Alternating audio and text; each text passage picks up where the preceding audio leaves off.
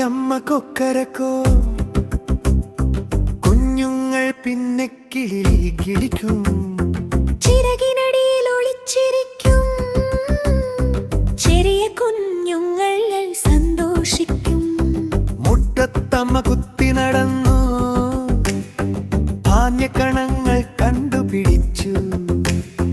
കൊത്തി കൊത്തി തിന്നോളൂ എന്ന് കുഞ്ഞുങ്ങളോട് അമ്മ പറഞ്ഞു.